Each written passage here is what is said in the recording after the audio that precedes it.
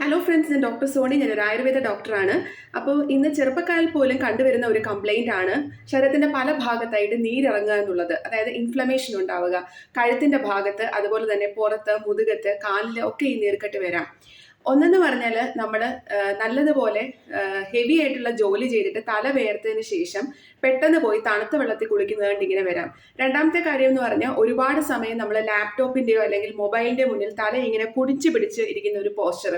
വേറൊരു കാരണം എന്ന് പറഞ്ഞാൽ ഒരേ പൊസിഷനിൽ തന്നെ കുറേ നേരം ഇരിക്കുക, അതുപോലെ തന്നെ കിടക്കുക, അങ്ങനെ കൊണ്ടും വരാം.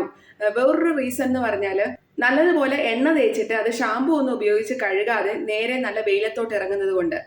പിന്നെ വേറൊരു പ്രധാനപ്പെട്ട കാരണം എന്ന് പറയുന്നത് നിങ്ങളുടെ ശരീരത്തിലുള്ള ഡെഫിഷ്യൻസീസ്, അതായത് vitamin deficiency, calcium deficiency, magnesium deficiency, iron deficiency, അതായത് ശരീരത്തിലുള്ള HBയുടെ അളവ് കുറയുന്നത് കൊണ്ടും നീർക്കെട്ടുണ്ടാവാം. അതുപോലെ തന്നെ തൈറോയിഡ് പ്രശ്നമുള്ളവർക്ക്, തൈറോയിഡിന്റെ ആന്റിബോഡി പ്രശ്നമുള്ളവർക്കും ഇതുപോലെ നീർക്കെട്ടുണ്ടാവാം.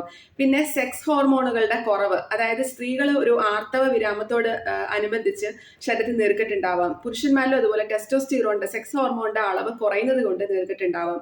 പിന്നെ ഉറക്കം ശരിയായിട്ട് കിട്ടാതെ സ്ട്രെസ് കാരണം നമ്മുടെ ബോഡിയിൽ കോർട്ടിസോൾ ഹോർമോണിന്റെ കൂടിയിട്ട് അങ്ങനെ ഉണ്ടാവുന്ന സ്ട്രെസ് ഇൻഡ്യൂസ്ഡ് ആയിട്ട് നമുക്ക് നീർക്കെട്ടും അതുപോലെ ടെൻഷൻ ഹെഡേക്കും ഉണ്ടാവാം. ആഹാരത്തിൽ അമിതമായിട്ട് ഷുഗർ ഉപയോഗിക്കുന്നത് കൊണ്ടും ഒരുപാട് പൊരിച്ച ആഹാരം, എണ്ണയിൽ പൊരിച്ച ആഹാരങ്ങൾ ഉപയോഗിക്കുന്നത് കൊണ്ടുണ്ടാവാം. അത് ലിവർ ഫംഗ്ഷനിൽ തന്നെ വ്യത്യാസം വരുത്തി ഫാറ്റി ലിവർ പോലെയുള്ള കണ്ടീഷനിലേക്കും കോൺസ്റ്റിപ്പേഷൻ ഉണ്ടാവാനും അതുമൂലം കാരണമാവുന്നു. അതുമൂലം നീർക്കെട്ടുണ്ടാവുന്ന അവസ്ഥയിലേക്ക്.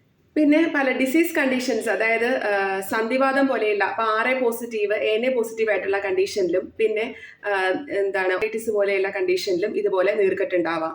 ഇനി ഈ നീർക്കെട്ടിനുള്ള പരിഹാരവുമായിട്ട് നമുക്ക് അടുത്ത വീഡിയോയിൽ കാണാം. Thank you.